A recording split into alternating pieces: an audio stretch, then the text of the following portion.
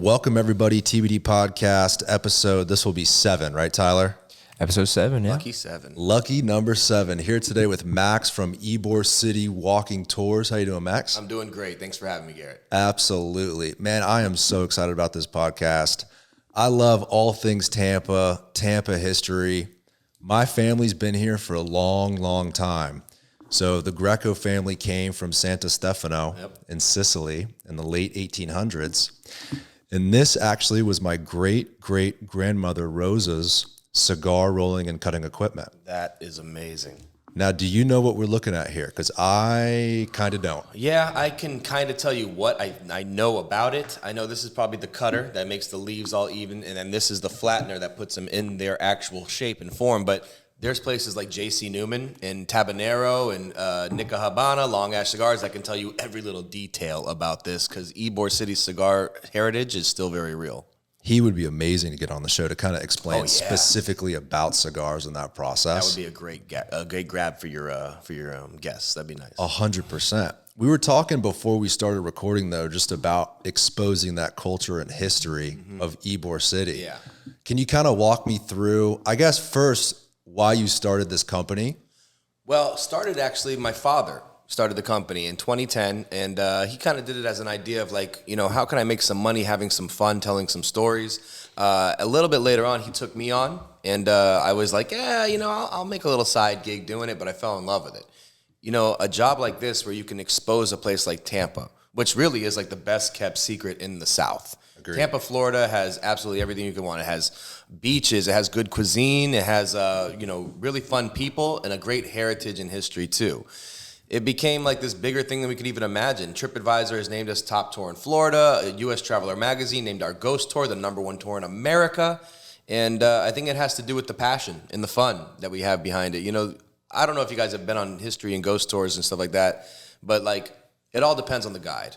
If the guide isn't showing you the excitement that you want to have every single time, then it's almost like you could go to Gettysburg and be like, this is kind of dragging along here. But if you have a good guide, I could tell you about the seashells on the seashore, and you'd be like, this guy's amazing. I love that, yeah. So we started doing it a long time ago, and as it grew and grew, it became bigger than I could even imagine. Now today, pretty proud of what we have built. I'm now today the sole proprietor. My dad has retired, and he left me in good shape. He left me with a really good product, a really good label. I mean, I still wear it on my shoulder here. I wear it here, and everywhere I go, everybody knows me as the guy in the hat. I love it, man. I love it. The hat, iconic. So do you have a personal connection with Ybor? Has your family been here for a long time? Well, actually, I was the first one in my family born in Tampa, Florida. But I grew up around Ybor City, and I mean, I always had a fascination with it. Always had a fascination with the old guys that were sitting there puffing cigars at 6 a.m. And, a fascination with the nightlife that comes when the sun sets and it becomes a whole different place. Oh, yeah. Ybor, in my opinion, is one of the most unique towns in America. Mm-hmm. Yeah, unbelievably rich history, which I feel like was lost. I grew up in Tampa. I remember in the 1990s, it was a little bit of a ghost town. Yeah. Little dangerous. I mean, obviously it gets a little crazy, like you said, on the weekends, but there's so much cool, unique history and culture in Ybor, and I think a lot of people don't know about it because the people that first come to Tampa, a lot of them just think, oh, it's the nightlife scene, it's a couple cool restaurants, Tampa food, Carmine's, stuff like that. But exposing the real, true history, I think is incredible what you guys are doing. Well, it's something that I take a lot of pride in when people come through my tour and at the end of it go, God, I would have just walked through this little town, had a sandwich and left. Right, and never have known. Because this place, Ybor City, first of all, it was the cradle of Cuban independence. When Miami was nothing but Everglades and alligators, Ybor was where there were Cubans thriving in America and keeping their traditions alive. It was a place where the revolution was sparked from Cuba with Jose Marti. And of course, the history of the Spanish-American War, Teddy Roosevelt marching through the town to the port of Tampa to go take down the Spaniards and really change the course of American history for the better.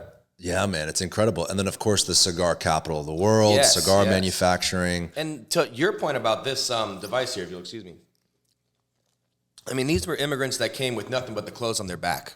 Right. They came with absolutely nothing. They only hope and dreams of the new world of America. They learned to trade, and they perfected the trade. And they worked 6 days a week, sun up to sundown, rolling as many cigars as possible. As you see, they place them all in there, and it flats them into the shape. This cigar trade became something that, you could pass on to your kids. And not only that, this cigar trade became like a culture. It was almost like, excuse me, it was almost like, if you know somebody that says, oh, I'm a brokerage in Manhattan, you're like, oh, you must do pretty well. Back then, if you said, I'm a cigar roller in Ybor, people went, oh, wow, you must do pretty good for yourself. Right. Because they really did make good money. And, it was paradise for these people. Yeah. They came here with no idea what was going to come with it, and they found much more than they could even imagine.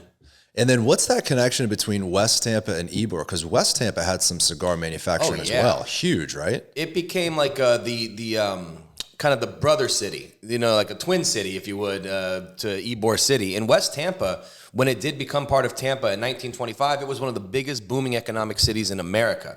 Now, if you guys know a little bit about history of cigars and things like that, 1929, the Great Depression really hurt cigars as a luxury. But then something came out in 1930 that hurt it more. Cigarettes. Pre-packaged cigarettes. They were always available for you to roll yourself, but in 1930 they came out in those convenient pre-rolled packs. And also Hollywood in 1930s, I don't know if you guys have seen those old Humphrey Bogart films, but Bogey's got a cigarette in every single scene. Right, and then of course the advertising campaigns that came along with that through the 60s. Propaganda campaigns that came along. Not to mention, like I said, these were all immigrants that were rolling the cigars. So the cigarette companies went around the nation saying, oh, those immigrants, they seal those cigars with saliva, and they all have tuberculosis. They still do it, too. You can walk down 7th Avenue and see some of those guys slurping them down. Well, I think that might be a different thing, though. If they're rolling something else, if they're sealing it with saliva. That's probably true. Yeah, actually, no, the cigars were all sealed with a glue. Like J.C. Newman can tell you more about that.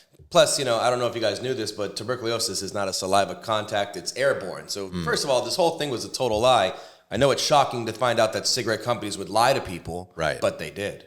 Who would have thought? Yeah, those shocking, trustworthy executives at the cigarette companies. So the cigar industry eventually started going downward, and most of the immigrants that came this way had made some decent money at that time. So they either stayed in Tampa and built a dynasty the way your family has, or they went back to Cuba, and then 1960, Fidel Castro kicked them out of Miami. Damn, insane. So I would imagine, right, if cigars were the main source of tobacco back then, that's a commitment, man. You smoke a cigar, you might be in that thing for a half hour, 45 minutes. A cigarette, this new convenient pack, there's 20 of them. You can rip one down in a few minutes. You get the tobacco, nicotine, you're done. Absolutely. So that was kind of that first nail in the coffin for that cigar industry. Of course. Besides cigars, is really how Ybor became that historical booming town cigars, or were there kind of other factors at play? Everybody had their role. It was a major melting pot. Like you said, your family came from the Italians. They were doing a lot of brickwork and doing the good food and things like that. And also, hardwares, things like that. Italians had a good way of fixing things and building things. The Spaniards and the Cubans were mostly the cigar rollers, but they also had their food spots as well. The Germans, believe it or not, were great artists. They were the ones doing all the cigar labels and the boxes. Okay. They were thinking, why would it just say made in Ybor City? We should put a beautiful woman in a clamshell or something. Right. And it all kind of came together to make a perfect melting pot, as well as the Romanian Jewish immigrants that came here and became merchants. They were shoemakers and tailors and bakers. In fact, that's why 7th Avenue looks so much like New Orleans. If you ever heard that, because I even call it the Latin Quarter compared to the French Quarter, because these Romanian Jews, they left Romania, went to New Orleans, became shoemakers and tailors and things like that. And then when they were in New Orleans, the next generation thought, well, there's that new city opening up across the bay or across the Gulf there. If we just go across the Gulf, we'll be the only shoemaker in town. So they built it like New Orleans, where they work below it, live right above it. No shit, did not know that. That's awesome. Yeah. Yeah, I actually see that King Greco hardware level right there. There it is. That is from my family's hardware store. It's where Rock Brothers is on 8th and I believe 15th on the corner there. By the way, it's one of my favorite bars in Ybor City, just off the beaten path. I get no kickback from them, but I just like their vibe. And it's one of our stops on the ghost tour. We go up in their attic and talk a little bit about it up there. Now, I didn't know you guys had a ghost tour too. Yeah. That's super cool. So Tampa kind of has an underworld mafia history, and we posted this today. Just good. Charlie Wall, kind of his story, a couple pictures, but the king of Bolita, as the king of Bolita. Now, Bolita was another huge thing in Ybor City. Oh yeah, Can you walk us through kind of that story? Sure. Bolita, well, it's Spanish for little ball. And it was not only like a gambling spot, but it was a social spot. It was a place where you go and drink with your friends and dance with a date. And bolita, everywhere you went, every other corner, there was another bolita drawing going on. So it was like, it was the thing to do on the weekends or even a weekday. The way you did it was you can't go inside unless you buy a number. So you pay for your number. They walk you in the door after they give you the number and the ticket, and then you drink, you dance, you have a good time. When they're ready to start the bolita game, they lock the front door so nobody else can come in. And then they bring everybody into a side room known as the staging room. Now, in the staging room, they have a big stage, a bunch of little tiny balls on a table, and a big bag next to the balls. When they're ready to start the game, they pour all the balls into the bag, they tie it up, and then they throw it into the crowd. Holy shit. So, like, you catch the bag, you juggle it around, throw it over to him, he juggles it around, throw it over to you, and obviously you've had a few drinks, you're like having a great time while you juggle this bag. They eventually throw the bag back up on the stage, the bleed operator catches the bag, he starts reaching in. The last ball picked out is the winner of everybody's money. Holy shit. So a pretty big payout. Yeah. Was this the precursor to kind of like the lottery? The Florida lottery? Yes. I mean, kind of, sort of. But the difference is if nobody wins the lottery, what happens? It goes into the pool. Not in Bolita. Stacks up. Uh-oh. If nobody wins, house wins. Better luck next time, everybody. Bring more friends next time so you can fill the whole board. So that's why it was so lucrative, and that's why control over that game was coveted. Yes, and Charlie Wall, he had a brilliant idea. He looked at his bolita wall and thought, well, nobody's picked the number 2 ball today. So he goes and he takes the number 2 ball, puts it on a big block of ice. He leaves it there. When the game's ready to start, he puts it back. And when that bolita operator catches the bag and feels the cold ball, he doesn't pick that one till the end. Number 2! Oh, nobody's got it. Charlie got away with it for years. And he became the king of bolita, became the white shadow, became like, there was a saying around Tampa, if you want a job in City Hall, you better get the okay from Charlie Wall. Oh, wow. He ran this town for a long time. I read about him this morning. It was a bloody era in the early 1900s. Oh, yeah. Big time. I think I read that the years between maybe it was like 1915 and 1930, 22 people were murdered over that game, just over that game. Yep. Over just control. Control. Who the owners were, who the control was. It must have been, imagining back then, 100 years ago, it must have been extremely lucrative. Think about all the money, and I could understand how it was popular too. People going in there, you're having drinks, you're having fun. It was fun. So, it was also untaxed money. Like, it was just coming in, like literally bags in the back door. And it's not the only thing they did with the gangsters around here. I mean, they did arson. They would like buy a big office like this beautiful one, get a bunch of furniture appraised, and say that couch is the appraisal goes, that's probably about $100 couch. I'd be like, no, you're gonna write down that it's a $500 couch, and then they light the match, and then they go, oh well, here's my insurance on that couch. So it was, also narcotics, bootlegging came later. The whole thing, yeah. It was a brilliant idea. This criminal enterprise, organized crime. They were called organized for a reason. They were smart. Amazing, man, amazing. Where do you see kind of Tampa's history fitting into more of a national stage? I mean, you kind of think about the history of LA and New York and some of these big cities, and as Tampa becomes on the map and a lot of more people know about it, can you see, movies being made about this type of stuff? Absolutely. There's been a couple already. And if you've ever seen like Goodfellas and The Godfather and stuff, they mention Tampa here and there. Boardwalk Empire, like there's a whole season in Tampa. What's the one with Ben Affleck that came out? Live by Night. That was a good one. That's completely about Ybor City. Yeah. It's on Netflix. It's really, and he did a pretty good job of keeping things pretty accurate. Like even down to the historic aspects of the Lector. Oh, amazing. And everything like that. It's I think that Tampa, as it grows, and Bryan Cranston shot a couple movies here too. The Infiltrator. Okay. Like it's gonna keep growing. And I think so. And I think the history of Tampa will start to surprise more people, especially the ones that come on my tour, because I'll tell them the stories of, whether it was, the Spanish-American War or JFK being here, things like that. People are like, geez, I remember that. Oh, my God, this is like a light bulb in my head. I can't believe I had a connection to Tampa, Florida, even though I was living in Ohio. Oh, interesting. Yeah. Yeah. Cool, man. Cool. Yeah, I could see some of this history being exposed in film and books and stuff like that. It's like New York. How many movies about New York are there? Or all these other cities around the country. In New Orleans especially, you mentioned New Orleans. Yeah, Tampa kind of has that rich history. It needs to be shown to the world, man. Well, I've said it before. It's the best kept secret in the South. I love it, dude. So you have kind of different tours under Ybor City Walking Tours, well, it's right? the Tampa Bay Tour Company. Ybor City Walking Tours is where we started. We started there. That's what my dad put together. We did the Ghost Tour later. Now I have the Tampa History Downtown Tour. I do a Tampa Downtown Ghost Tour. All these things are, and it's all a trolley ride away from each other. Right, so it's pretty easy for people to triple dip or whatever. And then there's discount packages if you do one tour and then another, So it's become something that it's like it all comes together in one big story. But even if you just take one tour, you're going to have a good time. I mean, I have people that are like, okay, they took the history tour, and then like 3 months later, they come back and take the ghost tour because they're like, we'll get back to Tampa eventually. Like it's not like there's anything pushing them away from Tampa. Oh no, I'd hate to be down here in March when it's 74 degrees. That sounds horrible. Yeah, I've always said like there's going to be such a pull from people from larger metros coming here just because, hey man, you can kind of get that big city feel. Yeah, and we're still growing, but.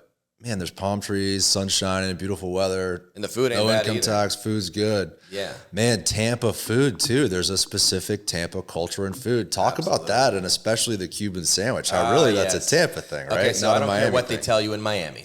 The Cuban sandwich was invented on the porches of Ybor City as a accumulation of all the different cultures that came here. The Cubans, they had their Cuban bread, of course. The Spaniards putting pork in that sandwich because they love to have that mojo pork. The Italians of the area slipping that salami right in the middle. And then the Germans were like, well, I'm not going to eat anything if it doesn't have pickles and mustard and Swiss cheese. So they put it all together and made like a perfect thing you can gobble up and get right back to rolling cigars because, they weren't paid by the hour. They were paid by the piece rolled.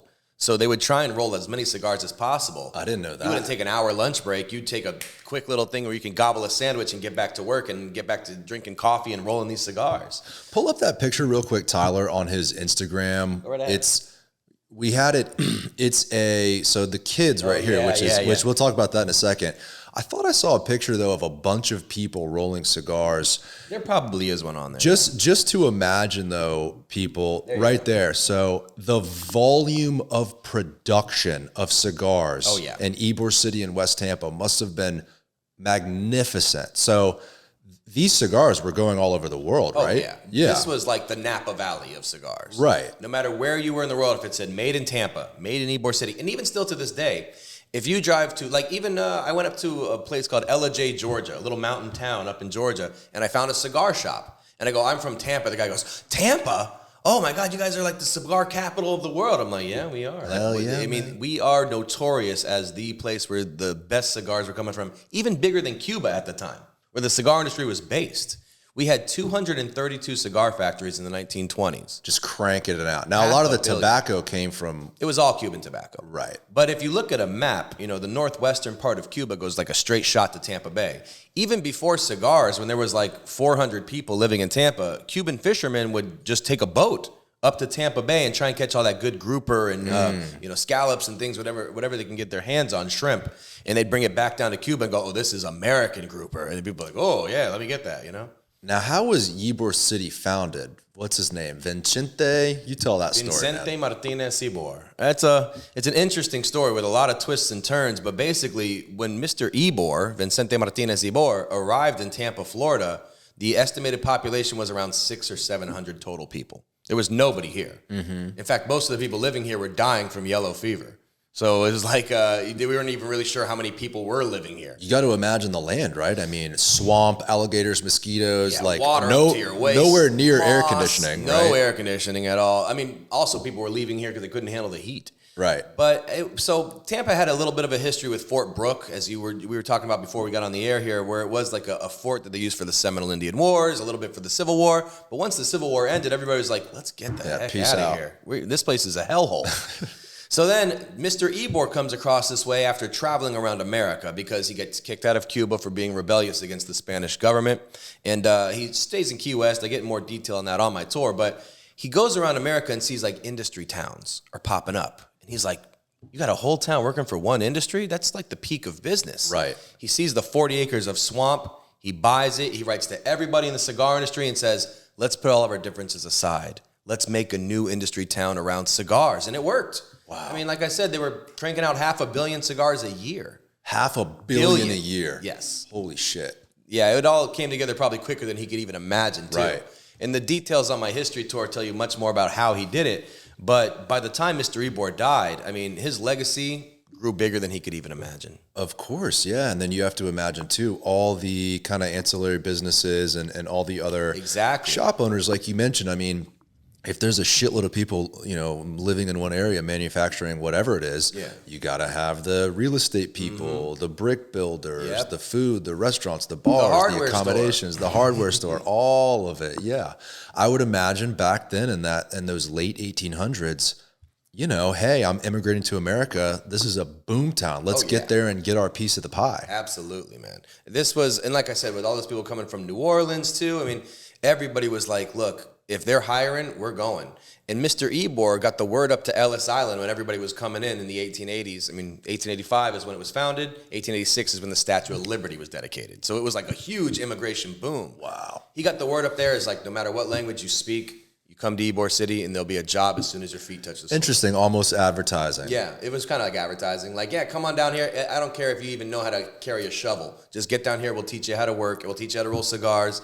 So the place exploded. I always wondered that, like, why did some Italians and Sicilians land here? A lot of them are in New York City. Obviously, there's a huge Italian population in New Jersey, New York, Long Island, all that.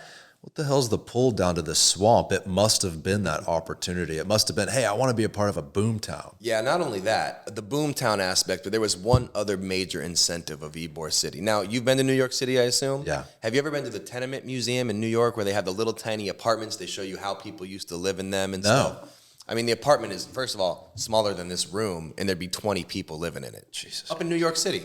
Mr. Ybor had an idea. He thought, the people coming down here, they're going to need somewhere to sleep. So he started building houses up and down the blocks of Ybor City in his land area. Little casitas that you know were about 700 square feet, but they were houses compared to a tiny apartment. Right. And he gave it to the people at cost. No interest. Just, you know, here's the cost of the amount. You're going to give me $1.50 a week. They were making about $1 a day. And he's like, give me $1.50 a week, and once you get to the cost of the house, you're good. No interest. Is that the origin story of Ybor City's little shotgun-style houses? Yeah, the shotgun homes. No way. So those were originally for the workers. Exactly. Okay, very, very cool. All those old school houses, which are prime real estate now, obviously. For real, yeah. They, these ones were built in like 1886. But all those even ones that were from like 1912 that are still kind of hanging around, those are just an idea that Mr. Ybor had. Just give it to the people, zero interest, and eventually they'll be... You know, they'll write to everybody, mama, grandma, everybody. Right. Come here, you get a mansion. Well, that's what happened. That's how my family came here, you know? I mean, I actually went to Santa Stefano in Sicily, which is where my family came from. And that little town, man, it's basically a little village on the top of a hill. There's not a lot of opportunity. There's not a lot going on. I would imagine going from that to being crammed in some room with 20 people would suck. You'd be like... I'd rather go to maybe the smaller town that's booming. We're kind of getting in early. Let's go check it out. Bring the whole fam. I get the appeal, man. Not to mention, you had a job when you arrived. You had a job when you arrived. You can maybe get a job in a butcher shop in New York or something, but you come to Ybor, we'll get you a job. It's interesting, too, that you mentioned like the Latin Quarter. My grandfather told me that really Latin people included back then much of what's not considered quote Latin today. Like Italians were included in that. It's the origin of the language. Mm-hmm. Right. You know, that's why Italians and Spanish, like if you speak Spanish, you can learn Italian like that and vice versa. Exactly. Because there's so many similarities, just small little differences. Almost the same as like, okay, so I speak English differently than a guy from, you know, Oregon or a guy from Alabama or a guy from Minnesota. We all have the same kind of language, but we call like they call soda pop and I call soda soda. You know, it's just right. Dialect. Just the little tiny differences here and there. He said, my grandfather said, you know, it was kind of rough when he was little. I mean, he told me a story one time. He and his family went up to the Sulphur Springs pool and a sign on the pool said, no dogs and no Latins. Yeah. And at that time, Latin included Italian people, my family. Today, people, white guy. But back then, not too long ago, I was a Latin and wasn't allowed in a pool. It's kind of an interesting thing how that shifted over the last... how old's The Sopranos? That show The Sopranos. Like 90s, yeah. And the whole time, they're like every other episode, they'd be like, oh, he's got a vowel at the end of his name. And, you know, they'd be like, oh, you know, they always had, you got the olive skin and this and that. It's still around. I mean, Anglos feel a certain way, but... You know, it was definitely a different time. It's all mixed now anyway. I mean, I have like Irish in me and all this other stuff. Yeah, but we're all mutts. Yeah, that's how it goes in America. But actually, Ybor, though, was a very diplomatic community. They had, you know, for example, to get back to your perspective there, you know, an Italian would be considered a dark person back in the early 1900s. That's why there were so many, you know, no Italians, no this, no that. It was just considered somebody that wasn't American. And now today, with all the mixture that's happened, especially in Ybor City, because it wasn't like New York where you'd have Little Italy or Chinatown or something. Right. Everybody was living side by side, same fences, same houses. We're all working in America together. It meshed together and started to create a community where people just got past their differences. A true immigrant melting pot. Exactly. You know, that's such an interesting point. You go to New York or any huge metropolitan area, there's literally districts of different cultures. Yep. Ybor City was a complete melting pot of different people. Everything. I wonder if it was one of the first areas in the country that kind of explored all those different cultures. I think that you'd be probably right about that. Yeah. I mean, there might be somebody out there that's like, wait a minute, I have an idea. Of course. And if you do, then sure, let us know. But in my opinion, I can't think of one other place. I mean, it's expressed in so many different things in Ybor City. It's expressed in the food. It's expressed in the people.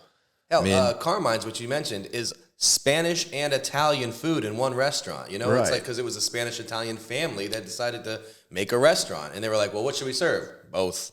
You know? That was her. That was my great-great-grandmother, Rosa. She was Spanish from Spain. Not Spanish from anywhere else. She was, you know, her daughter, my Grammy, Evelyn, she was the one who I interacted with, obviously. My great-great-grandmother was, of course, died.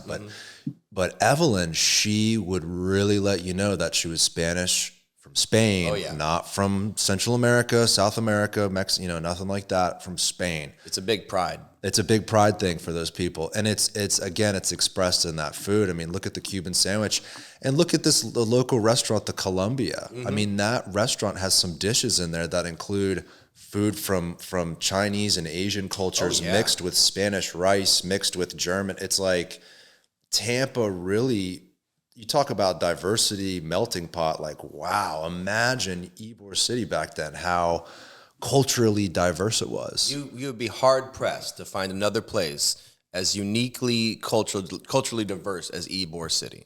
I mean, that was a place where literally everybody got along. Because it was just like, let's just try and make this thing work.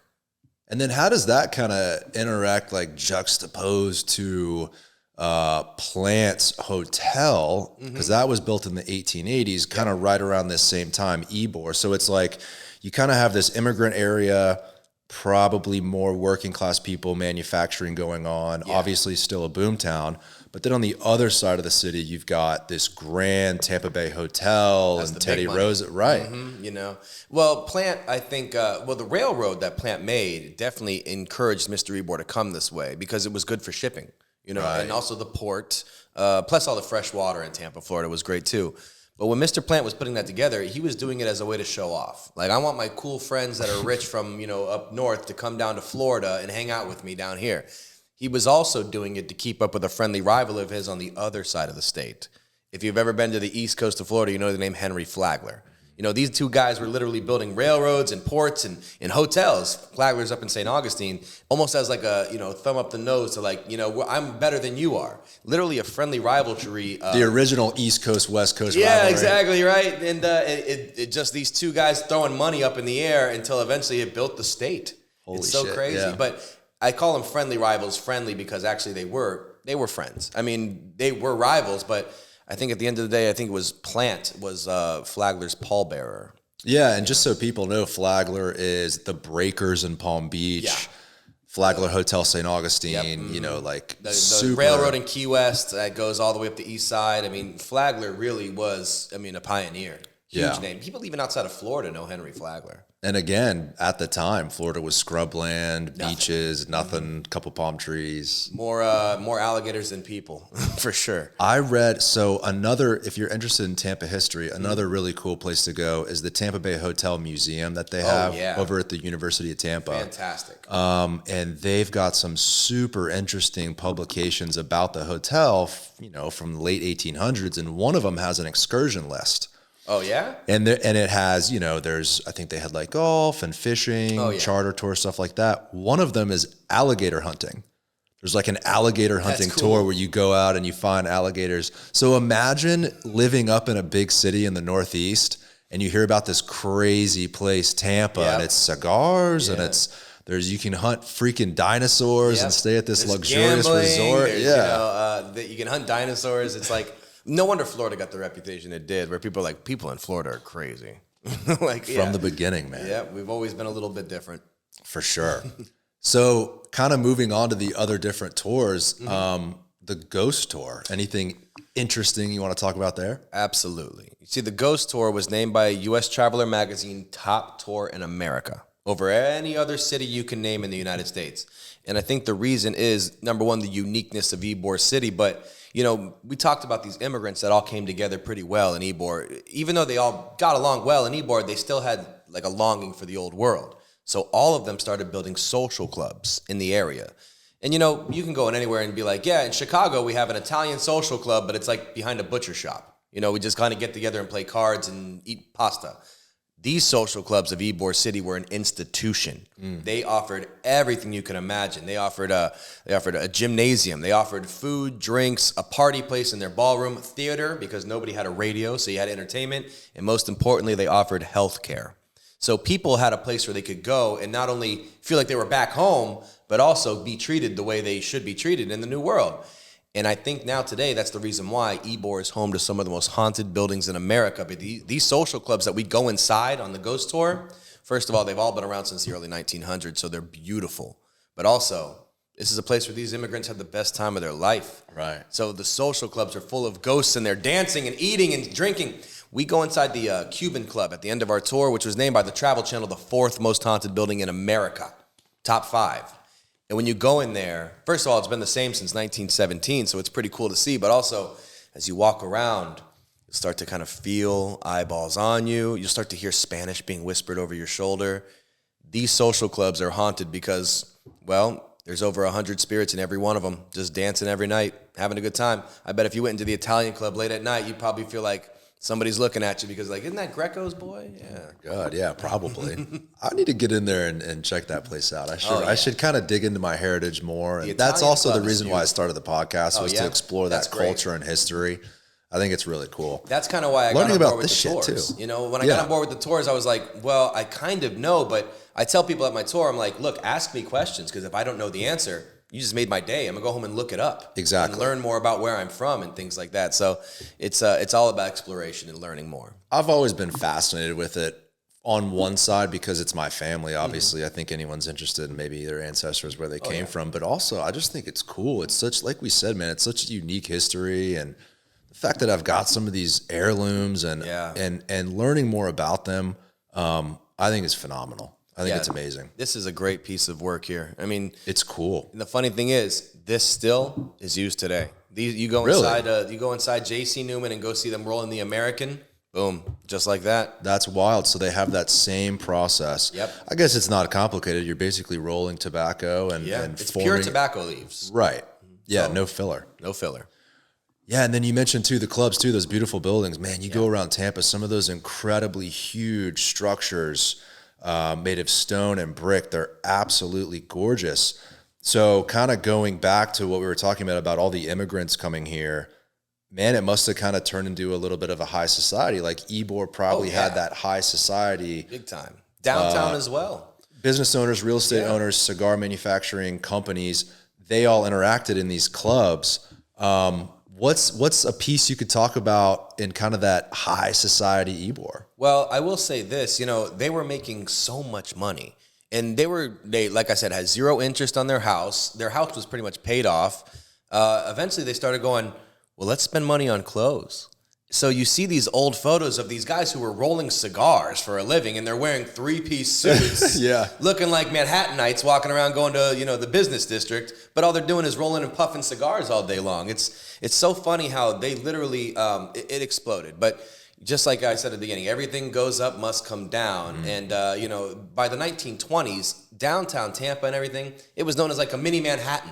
You go down the street in Franklin Street and see, Woolsworth and Tampa Theater and all these amazing institutions. But then when it all fell apart, and also the suburban movement of the 1950s after World War II, nobody wanted to live in the city anymore. Everybody, Right. you know, you had a TV in your living room. You had 2-3 cars. It was a picket fence in a yard kind of thing. So all these cities just started falling apart. Detroit, Baltimore. Yeah, you name it. Ybor was on the list as well. Yeah. Look at that picture of Tampa Bay Hotel on the left, Yeah, Tyler, with the Teddy horses. Roosevelt there. Is that who that is? Amazing. Yeah. Just one more up. Yep. That Yeah. one. Mm-hmm. That's at Teddy. that. That's the Rough Riders coming to town. In 1898, imagine here in 1898, this Yeah. beautiful ornate hotel. You got the cigar rollers. You got these incredible cigar boxes with, like you mentioned, the advertisements, the beautiful cigar labels. What an interesting place this was. Yeah. If you want to hear a little folklore anecdote about Teddy Roosevelt and the Rough Riders, they invented the drive-through window. So they came to Ybor City on their horses. And, you know, Teddy went to the Plant Hotel. He's smart. He checked himself in the Plant Hotel. Of course. Most of the other Rough Riders were just like a bunch of kids following Teddy around. They weren't like actual, you know, colonels or anything like that. So some of them got a little drunk in Ybor City, had too much fun, and they rode their horses into Los Novedades, the old restaurant that was there. And the owner's like, no, you can't bring your horses in here. And they're like, we're with Teddy Roosevelt. Don't you know who we are? He goes, I'll tell you what. Go around back with your horses. I'll hand some food out the back window. They invented the drive-thru. They invented the drive-thru. There you go. Probably Cuban sandwiches. Yeah, in those bags, it's right? kind of folklore, but course. almost anybody in Ybor can go, yeah, that happened. Yeah, that happened for sure, right? Oh, yeah. Amazing, dude. Incredible. And I see you're on our Instagram. I post a lot of, nice reviews we get and some promotional stuff. But anytime I find like an interesting photo, I post it on the Instagram. So if anybody wants to see some stuff, and the Ghost Tour Instagram, anytime somebody sends me a really good photo that they got on the Ghost Tour, which honestly happens like 90% of my tours, I post it on there as well. So check that out, Tyler. Yeah. Pull that up. Now you're talking about like a ghost in the back corner. Oh, I'm talking like full apparitions, Oh, my orbs, God. all these things. It's ybor.city.ghost.tour. It's pretty easy to find on the Instagram there. I don't know if you can. ybor.city.ghost. I was kind of disappointed to hear that That's it right apparently there. that Ben Affleck movie wasn't shot in Ybor City. That just sounds like some politics, whatever. It was but politics, taxes, this and that, blah, blah, blah. He just had a better... Well, plus also I read somewhere that he had a daughter at the time. Oh, this is great. This happened... what's this? So what are we looking at here? All right, so this is a video. You see that little apparition come right in his Bro, face? what? Yeah, so that's security footage from when it was Serial Holic. That's now today the Spookeasy, which if you haven't been there, if you like creepy stuff, the Spookeasy is amazing. Evan and Kat, they did such a good job of like an homage to every horror film you can imagine. Plus, they have a basement called the Catacombs. But yeah, this was a bartender named Brandon who he's already told me a million times he should start asking for royalties for this. But So if you're just listening, ybor.city.ghost.tour on Instagram. It's a video. Where is it, Tyler? Kind of on the first. I got it pinned. That's one of my best videos. Yeah, so on the top. Oh my gosh, it's like this orb basically bothering this guy. Yeah. Oh, that's another good one too. Kind of hard to see on there, but there's a little kid poking his head over the bar. Here, if you swipe one more. There's the kid over there. See him on the staircase? Oh, what the fuck? So there were no children on the tour that night that picture was taken, but we heard little footsteps run across the room, and then we heard a little giggle, and somebody got that photo. I mean, All right, I'm signing up for the ghost tour. Also, you can see at the bottom of the stairs, it looks like there's somebody playing with him. You see the legs? Crazy. Where are we looking here with someone playing? Go back. At the bottom of the stairs, you'll see like a shadow of two legs. Right there. Oh my God, you see yeah. it? I mean, I think somebody was like kind of playing tag with him or something, but yeah. Like I said, these Cubans are in there having a good time. Right. Well, there's so much history, man. Oh, yeah. People don't understand because, now is a little bit different, right? But even just 5, 6, 7 years ago, Oh, yeah. You go to Ybor City, it's a little bit of certainly a different area than it was back then. Oh, yeah. And Tampa just in general, I think people don't understand how much of a boomtown this was. I actually shared a photo of the old trolley map. Oh, there's our building, man. There's the King Greco hardware store. After the hurricane, I posted that because you guys survived the hurricane back in the day. I mean, look at that, man. Imagine the enterprise, businesses making money. In a lot of ways, Ybor City and Tampa back then was kind of like how Tampa is today, where there's just this shitload of people moving here. There's a lot going on. Oh, yeah. Look at that. Wow, that one on the right, that's pretty apparent. Okay, so nobody on our tour looked like that. You can see it a little better on your phones, but that thing's wearing like a vest. And that's the ticket booth of the theater. And that's not a reflection. There was nobody standing there looking like that. And it almost looks like a Halloween decoration. Yeah. So yeah, pretty good. So $25 a ticket. Yep. Oh, well, actually, we changed that to $30 a ticket because we now use like milligauss meters and all kinds of technology and stuff like that. So it's $30 a ticket. That's kind of an old post. But the history tour is $25 a ticket. History tour, $25 a ticket. Ghost tour, $30. You know what's amazing, man, is the trolley ridership now. Even last night, coming home from dinner, I was at Noble Rice, and I live in Channelside, so just going along Channel Drive. Yeah. Oh my gosh, man, it's packed. Every time. It's packed on what was last night? Thursday night, like 9 p.m., packed trolley. Oh, yeah. Does that kind of play a role? For sure. Well, like, well, it brings people to us, which I love. Right. What I need to do is get to all those hotels around like, Water Street, JW Marriott, and get like the information where I can maybe get them. Hey, you just hop on that trolley. You're on our tour pretty much once you get off the trolley. Oh. So, the trolley connects everything. And I take it myself. I live in Channelside too. So like I take it myself to Ybor, take it to downtown, whenever I just don't feel like walking, especially in the summer heat. I'm like, I'll just hop on the trolley. I've thought about doing it just to kind of like be a part of the whole like Tampa thing. Oh, yeah. You know what I mean? Like, I could drive. I'll take the trolley today. Honestly, sometimes I'll just like, if I have like an off day and I need to catch up on some reading, I'll ride it back and forth and while I read. I'm pretty good friends with all the trolley drivers. They know me as the guy in the hat, but they know me. I love that, man. I will say, I think the city should, and I think they are, consider upgrading it, modernizing it, adding, expanding it. We definitely need it. But don't get rid of all those cars, man. You gotta bring those out for special occasions. And the other thing too is on my tour, a lot of people ask, will the trolley take me to the University of Tampa? I wish I could say yes. So if Mayor Castor, anybody's listening, get that thing done. Make it happen, people. Somehow. You got to get to UT. I guess you just hop off downtown, walk across the bridge. Yeah. I mean, you get off at what? It's like Franklin Street. Fort Brooke, I think is their final stop. Fort Brooke, yeah. By Parking garage. and all that. And then you can, what's it, like a half a mile walk to UT? But still. It's not terrible, especially this time of year. It's been freaking beautiful. It's pretty good. Amazing, man. So if people do want to set up a tour, how can they do that? You can go to our website on the very top there. It's Tampa Bay Tours, Tampa Bay-Tours.com. And, or, you go YborWalkingTours.com. All this is going to YborGhostTour.com. It's going to redirect you to Tampa Bay Tours.com. But as you can see, you have a variety of options here. You can go to, click on any one of the ones on the top and pick which one you want. They all have descriptions. Like if you just pick one of those to click about this tour, and it'll tell you a little bit about it. Amazing. And then, do you guys have a physical office? No. We use the visitor center and the Chamber of Commerce. I wanted to ask about that on, I believe it's 8th Avenue, kind of where Central Ybor is. Oh, yeah. That office is It's the visitor center. It's got. I actually always end my history tours there because it's got an 8-minute film that brings pictures to the stories I tell. Plus, it's right across from where you start, and it's got a gift shop. Mickey Mouse. He taught me you got to enter the gift shop. 100%. So you get the ticket, and then there's a meeting point. Yep, we meet in 7th Avenue, Central Ybor, under Mr. Ybor statue because that's where it all began, Mr. Ybor. Incredible, man. 1885 all the way till now. Now, what's kind of your perspective? We'll switch gears kind of into the future.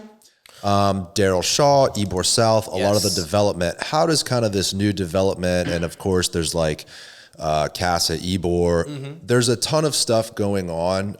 What's your kind of opinion moving forward on all the growth? Well, progress is always good. Obviously it has its good and its bad, but the good thing about what Daryl Shaw is doing, and I've met him several times, he's got a passion for the history of Ybor City. He loves what the city represents, so he knows if he's going to do anything, it has to kind of fit. Gasworks, I'm excited to see what he's going to do with it. I know that it's going to bring a lot more people down to this area, which is great, but the good thing about it being a National Historic Landmark District, it means it'll never be like Coca-Cola presents Ybor City. It's always going to have its Ybor grit.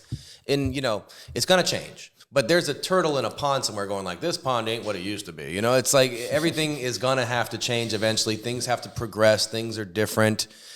Of course, we miss the old gritty Ybor of the 90s, but we probably don't miss worrying about being stabbed if you turn the corner. No, and that shit happened all the time. Yes, exactly. That was when my grandfather was mayor. Like, I think it was 94 to 2002, something like that. Yeah. God, I remember. Well, honestly, he was involved when they did the Central Ybor. Right. Which Central Ybor really cleaned Ybor City up. So he definitely did his part in making sure things were better. I had a conversation about specifically that, kind of turning that area around not too long ago. And he said another big piece of that was, of course, the trolley, because he implemented that as well. But also getting HCC's campus in there. Yeah. And bringing that school to Ybor City, you're kind of getting in more young people. Oh, yeah. College students, which obviously brings other businesses, coffee shops with it. So he said that was a really important thing. HCC, I think, helped a lot. I mean, I went to HCC myself because, I went there for my associates, then moved on to my bachelor's. It was just a more sensible way to do things. Got my prereqs out of the way. Bro, you're Ybor all the way, man. All the way, man. All the way. All the way. I love it. Yeah. Ybor, it's a special place for me. So back to Daryl Shaw, that Gasworks development, I kind of dug into it a little bit. I own a real estate company, so I'm like obsessed with real estate, especially Tampa. What he's doing is interesting, man. He's kind of starting off that development abutting the historic district with low buildings, brick buildings that would match kind of the existing. And then as it moves towards downtown, skyscrapers, glass, steel. I thought that was genius, man. Thank God a guy like that has like a passion for Ybor. Well, that kind of vision too. Yeah. Because of course he knew, he's like, well, he's doing like, all the buildings around there and he's buying up everything you can find over there. But he's doing it with like an idea of like, I want to make sure this stays open. I don't want it to just be another empty spot on 7th Avenue. Right. I don't want it this and that, And then the fact that he's doing all these big things down when you get away from the historic district, I mean, it's going to connect everything. Exactly. Like you said, you live in Channelside just like I do. I don't mind walking to Ybor. People will look at me and go, what do you mean you walk to Ybor? I'm like, you're from New York, man. What do you mean you don't walk to Ybor? Right. It's not that far, bro. It's like a mile, And but the difference is there's almost nothing in between Channelside and Ybor City. There's literally a lot of empty warehouses and stuff like that. But what he's going to do is connect it so it's, if you walk a mile in New York City, nobody bats an eye because there's something everywhere. That's exactly right. But if you're walking from Channelside to Ybor, people are like, there's nothing to see. I'm like, well, yes, but for now, there's nothing to see. Well, I'm not going to lie. I kind of feel better about that because a guy like you is on board. You're super passionate about Ybor City. Oh, yeah. And I feel like if something was going to be detrimental to that culture and history and especially the architecture, the fact that you're on board means a lot. So that's cool. I don't love every bit of it. Of course. I'll be frank with you guys. I mean, every bit of it, sometimes I'm like, but I approve of Daryl Shaw and what he's doing. The guy has got an absolute passion for what he's doing with Ybor City. He has a history in Ybor. He lived above that hardware store. I don't know if you knew that. I did. He lived in that apartment up there. I mean, the guy's got a connection to you. Hell. Yeah. So I'm glad that it's a guy like him and not like some guy that's like, I built my fortune in Manhattan selling real estate and now I'm going to buy everything in Ybor. Exactly. Exactly. And I think where that's a guy like that and Jeff Vinnick, I think that's where they both are huge assets to the city because they care. They're not just here to make money. I mean, they're going to make money, obviously. Exactly. It's completely improved the area. I mean, you remember that area. That was just I remember when they built the Ice Palace where the Lightning play now, there was nothing. No. There, like even Channelside kind of sucked. Like it was like they had a movie theater and that's like it. But it was like Stump Supper Club. Yeah, it was like Hell at the Moon or whatever that place was. Anyway, now Water Street, that whole little area, those restaurants and everything, it's like a mini Manhattan. I mean, exactly, it's pretty well done. It is. And again, last night in that area, 1 million people, man, spending money, having fun out in the beautiful weather. And they're good restaurants. They're great restaurants. Of course, I try to dabble in each one. I'll just go get an appetizer and a drink, see how it is. And I'm like, no, it's working. This is good. Yeah, dude. And then Armature too, everything going over there. It's like everything's coming together. Imagine what this city will be when all of that's concluded. 10 years from now, we're going to look back at this podcast and go, yeah, that was crazy. That's why it's so important what you're doing, man, exposing that history. If not you, who the hell's going to do it? Well, I'm just happy to be the one that's chosen. I'm the chosen one to do it. I'm happy to be the representation. I mean, Visit Tampa Bay is also they send me anybody that comes to Tampa, they send them to me to learn a little bit about it. I mean, I'm very lucky to be in the position I am. Amazing, dude. What's your favorite Tampa dish? Oh, that's a tough question. Tampa cuisine. My favorite Tampa dish. Gosh, I mean, modern times, you're hard pressed to find something better than like what you can go to, like Eulalie, and you can get like, the lamb at Steelbach. All these things are really great. But my favorite, like Tampa dish. Yes. I still like the Columbia's paella and things like that. You go there, you can't beat that kind of thing. It's so good. Carmine's, they have this like half chicken and rice and beans. El Puerto. God, I can spend my whole day eating in Ybor, honestly. But these are places that like, I find them to be unique. Nothing against the Columbia or like Casa Santo Stefano and all those guys. But when people come to Tampa and they're like, so where should I eat? I'm like, I got an idea for you. I send them to little tiny spots that like not many people would know about. Well, that's like a true food tour, right? I mean, you go to Boston, you got to get the lobster roll, the Boston cream pie. Or when you come to Tampa, you got to try this here, devil that, crab. there. Do you know about the devil crab? Yeah. Well, not the story behind it. Well, so it was like a peasant dish. During the strikes, the cigar roller strikes, they didn't have blue crab was a peasant dish. Yeah, I know, right? But literally, they'd take whatever's left over from the crab, they'd just chop it up, grind it up, and then put breadcrumbs all around it. They'd fry it, and then put a little hot sauce and go, all right, hey, at least this will get you through the day. And then it became like so good. I mean, people they'll be like, I live in Temple Terrace. I drove to Ybor City to buy a devil crab. Like, it's like the little tiny thing. That's what you drove here for? They're so good though, man. You put some hot sauce on that thing. Yeah, it's perfect. Oh, it's amazing. Yeah. Little cafe con leche. Oh, yeah. And that's what I mean is like there's little staples in the food too. They used to walk around with carts selling deviled crabs and papayas and all this stuff like that. Like food was a big culture. Tampa street food should make a comeback. I 100% agree with that. Little carts that sell Cubans and deviled crabs. I said this a long time ago. Somebody would make a lot of money if they could just put a cart on 7th Avenue. What the hell are we doing, Max? Let's start a freaking cart. I've looked into it. The brick and mortar places prevent that. They're like, well, no, because then you won't come in. But I said this. I'm like, look, you guys close at 11. Why don't we have like carts out there 12 till 3? Even a soubrette cart just selling hot dogs. You know what I mean? Just something. 100%. Well, but specifically like Ybor City, Tampa food. Oh yeah, for sure. Mm-hmm. Oh, you got to try the street food. I mean, in every big city, especially internationally. Oh, Like I've been to Thailand, right? They have like the pad Thai on the street. It's hard to beat the street food in Thailand. It's impossible, bro. But we would do really well selling deviled crabs. I mean, if they can do food trucks, why can't we do a street cart? Exactly. But I'm gonna put that on you, man, because you got the connections. Well, I need a partner, man. I'm there. I need a partner. I'm in. You talked me into it. What are we at, Tyler? I know you got another appointment. I don't want to hold you up. Oh, it is 12. So, how long we been rolling for? Yeah, 52 minutes. 52. I'll tell you my other idea. Sure. Real quick before we go, a diner in Ybor City, like one of those 24-hour diners, because those bartenders, they get out at 3 and their only option is a slice of pizza. That's it. But if they had somebody making, hash browns and eggs and stuff like that, that place would kill. I kind of get the reason why. Yeah. I mean, imagine opening a full-service restaurant like that in Ybor City at 2 a.m., the people you'd get in there. Yeah, but the only problem, that is the problem. You get the people in there that are like, you don't want those people in your restaurant. You could kind of figure out a way to like, okay, you can't come in, sir. Like you're maybe. You ever seen a diner with a bouncer? We might have to.